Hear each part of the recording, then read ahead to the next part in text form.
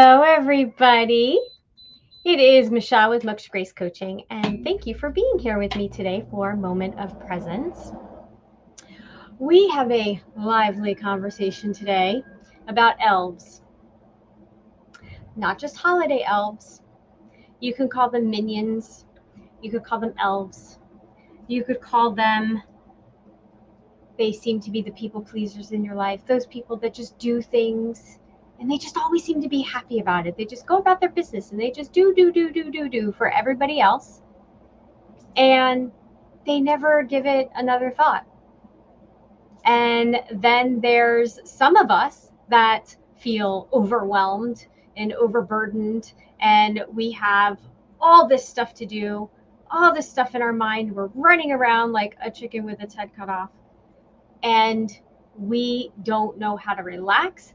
We never get any thank yous. We never get appreciated. Why is it so challenging for some of us and not as challenging for others? So that's what we're going to talk about today.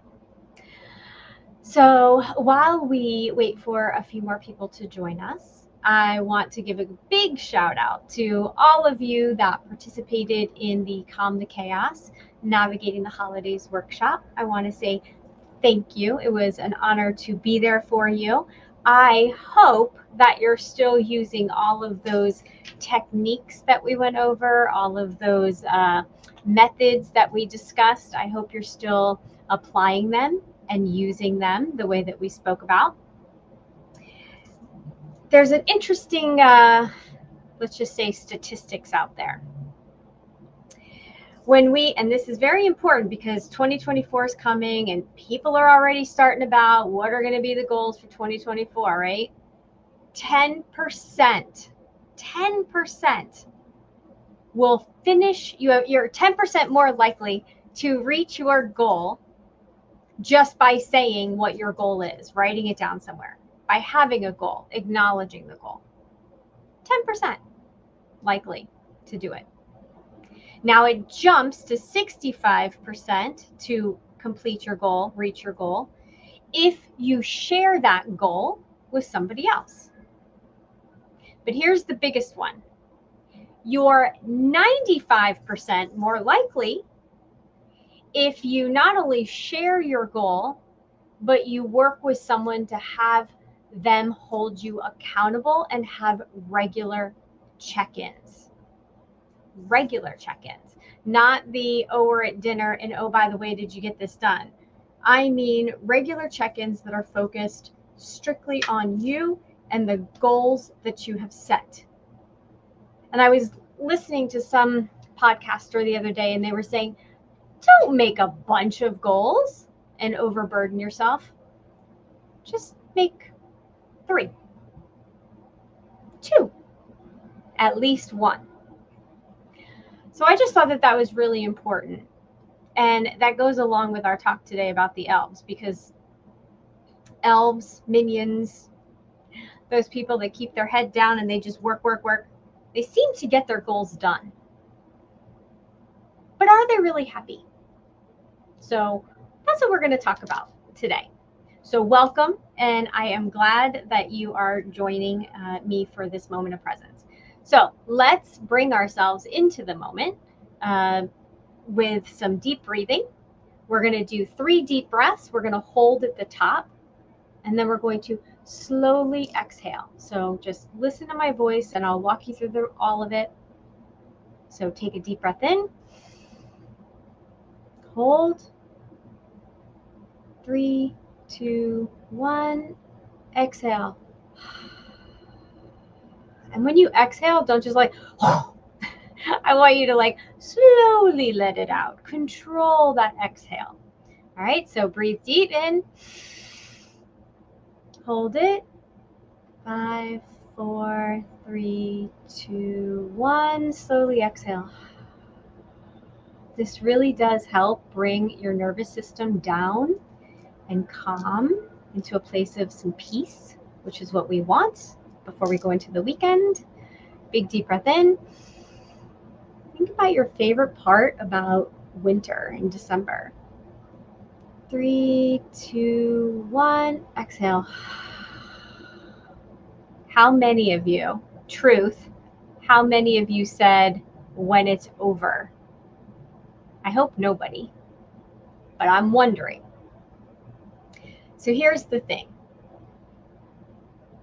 The why we do things is one of the most important pieces of doing things. Giving gifts, I like that.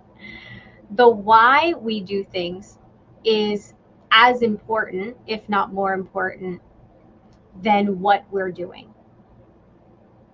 If we're doing things because we feel obligated, because we feel we have to pay back, because we feel like it's expected, and that we're going to be judged, or people will be angry if we don't do things. If we're doing things or being who we are out of fear, a place of fear,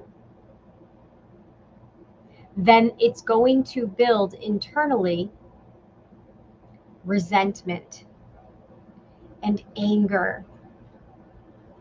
It's going to lead us down the road of victimhood. And then that can lead us into sabotaging ourselves over and over and over again. Does this sound like a pattern you might be holding on to? So these are the things that we want to clear up. But before we can clear them up, we have to understand why we do them. And are we doing it because we're afraid people might be mad at us and we want to just please everybody? And if that's the case, what happened to pleasing you? Now, I'm not saying that we should all walk around and be selfish altogether. There should be some selfishness in this. The reason is because if you're not taking care of yourself, if you're not looking out for you and showing up stronger in your day, then you can't be the best version of you. And I'm sure that a bunch of you are like, oh my God, here she goes again with this take care of ourselves thing. It is literally the best gift you can give to the people that you love. Most important, it's the best gift you can give to yourself. So yes, as the tale goes, Santa Claus has a bunch of elves in the North Pole. They're working on toys and things that they're going to bring good little girls and boys all over the world. P.S. Their workshop is extremely organized. Their schedule is extremely organized. Their structure is in place. Maybe we can take even more from those elves than we think, right? They lead by example. But they also do because it's what's in their heart. They do because it's their purpose. Now, how do I know this? I haven't sat down and talked to a bunch of elves. It's how the story goes. So in a perfect world, if we want to create the same peace in our heart and calm in our heart, then we have to think more like them. So if you're doing something and you really don't want to do it, ask yourself, what would it take for me to want to do this? Why don't I want to do it? Is it because the other person is never thankful? But is that true, or they're not thanking you the way you want to be thanked? Is it appreciated? And is the other person not able to tell you that they appreciate it, or do they tell you but not in the way that speaks to you? Like your love languages are different. As you go to do something, this is the part that falls on you. If you're going to do something for someone else, if you don't want to do it, then why are you doing it? And again, if you're doing it out of obligation, I get it. We all feel like we're obligated for something, or we're responsible for a ton of stuff. But can you look at it and go, okay, if I wasn't here, how would it get done? Can that person rely on anybody else? Or am I the one that they rely on? And how does that make you feel? Does it make you feel heavy? Does it make you feel light? Can you find some happiness and some pride at being someone that is responsible, that someone else counts on you because they love you and they want to spend time with you? It's all about shifting perspectives. How are you seeing the work that you're doing? Now, I have been through toxic relationships and feeling obligated to do things in situations, caregiving, and I've come through self-worth issues and confidence issues and tons of resentment and anger that has built up.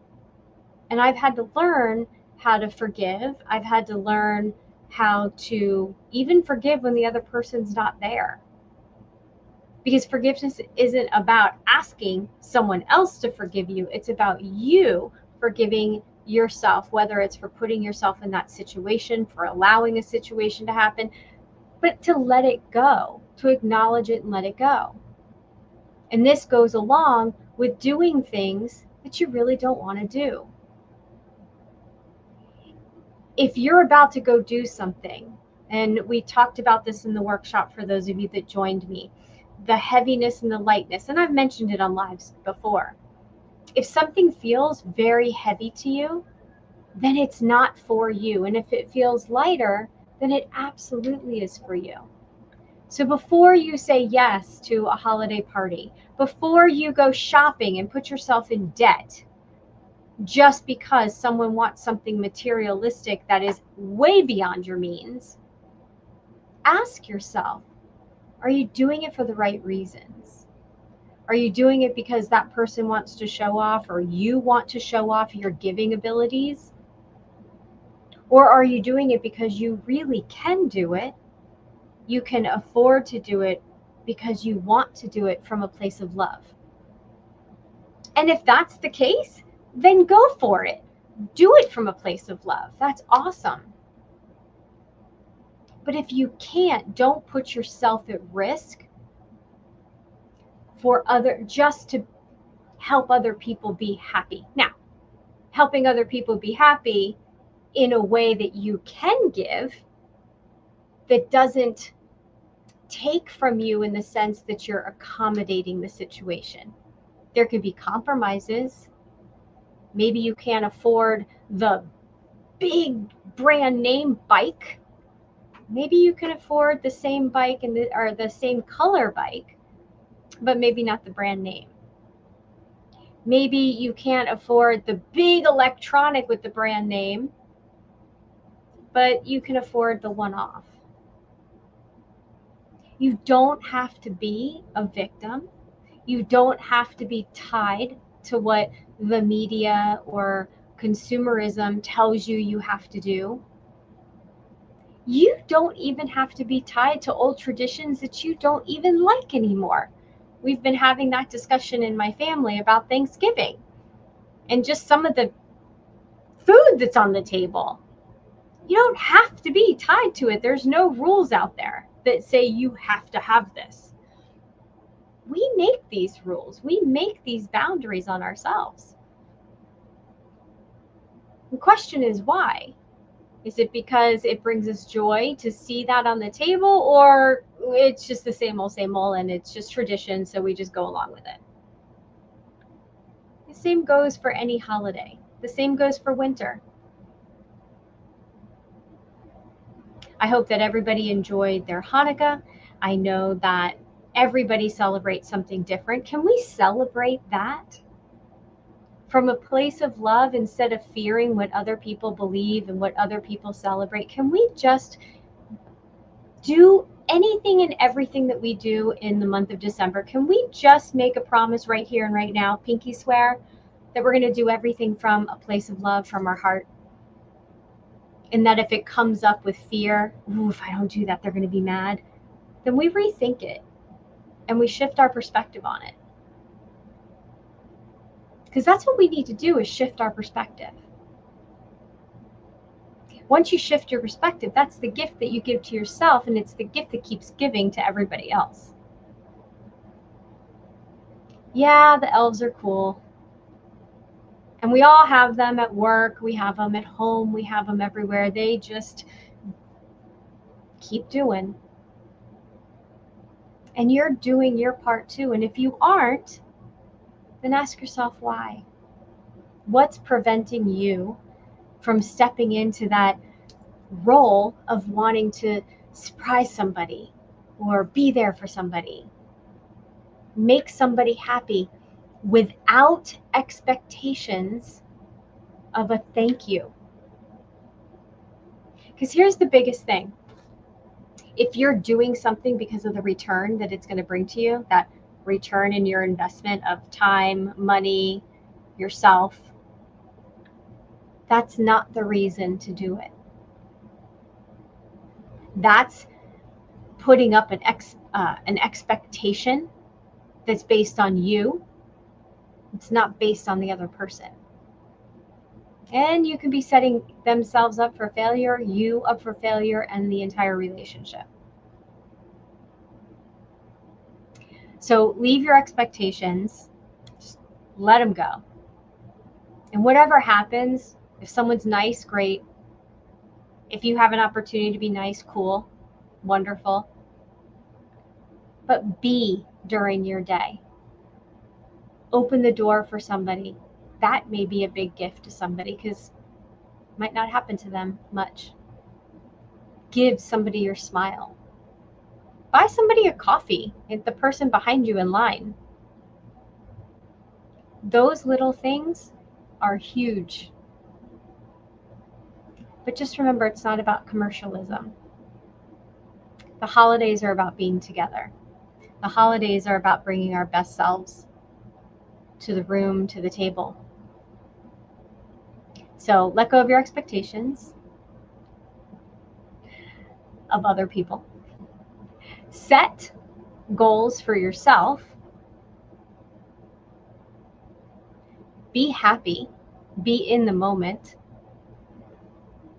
And according to these stats, get yourself somebody to be your accountability person. Whether it's a coach, whether it's a friend or family member. Now, I have to tell you, I don't know about you, if you've ever used a friend or a family member, but sometimes that can be hard on the relationship. Because sometimes you feel like they're pestering you. And in reality, you kind of asked them to do it. So that's why it's safer. I know that when I have my coaches, that when we get on our session and I have to report out what I have done and what I have promised to do and that I did it or that I didn't do it, it's a conversation. And then we clear out the block of what was blocking us. So I appreciate you all for being here. And I will be here next week, same time.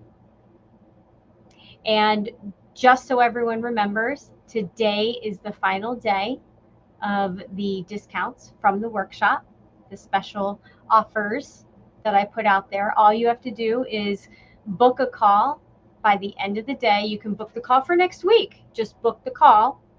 Let us have a compatibility call. I'll tell you all about the offers. They can also be seen on the website, mokshagrace.com. You can take a look at them there. But I will hold you to the goals that you're setting. I will hold you to what you're promising to yourself. And we will hit those goals next year. I'll make sure of that. So go over there, book your compatibility call for your accountability with structured check-ins and everything that you need to move forward.